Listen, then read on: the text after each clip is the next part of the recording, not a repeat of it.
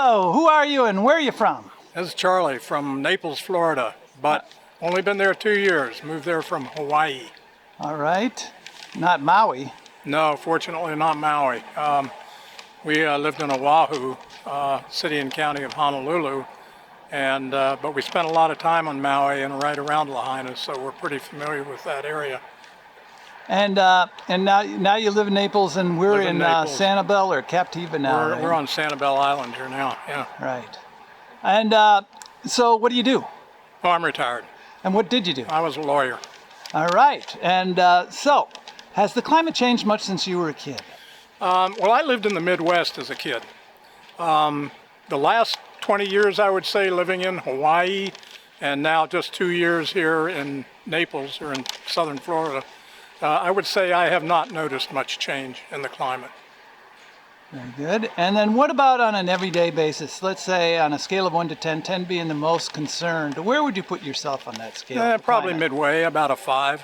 Why is that? I'm not particularly concerned. I mean, when you look at what has happened since the 1980s, and I was born in the 50s, you know, back in the 80s, everybody told us that the coastal areas, everything would be underwater by now, that there'd be mass famine. None of that has occurred. So I don't, I don't stay, it doesn't keep me up at night. Very good. And lastly, what about the future? Are you optimistic or pessimistic? Are things getting better or worse? Climate-wise, I'd say I'm neutral. I'm probably pretty optimistic, I think. I'm not sure that there's a whole lot we individually can do. I'm worried about, countries like China and India who are major polluters. I think that's a big concern. I think the United States is doing pretty much everything they can.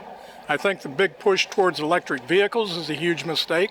I think it's probably the future, but until we have an infrastructure to support it and, find a new way of developing energy sources, for instance, nuclear power, fission, fusion, whatever it might be, to me seems like the only answer to make big changes in carbon footprint and that sort of thing. And I thought that'd be the last question, but it struck me in Naples, were you affected by the Ian last year? No, not really. We live inland, that being west of I-75, east of I-75. And we certainly saw what happened here and in downtown Naples. Naples was underwater. We're pretty well inland, so that part of it did not affect us except for the wind. Fortunately, our home is built of concrete, and we have the windows, storm windows, impact windows, so even our pool cage didn't blow out. We didn't have any significant problems. The neighborhood looked like a war zone with the trees down and that sort of thing, but from a residential standpoint, it wasn't a problem. Very good. Hey, thank you very much on the 27th here on Sanibel Island in Florida. Thank you very much. You got it.